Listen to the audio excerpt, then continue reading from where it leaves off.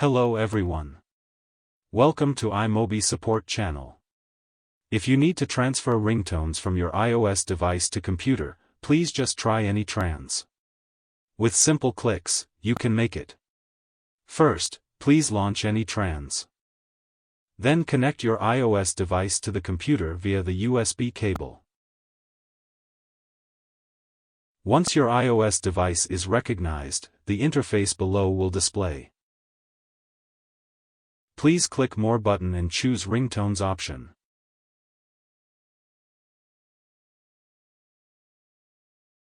AnyTrans will display the total number of ringtones on the right side of the ringtones icon.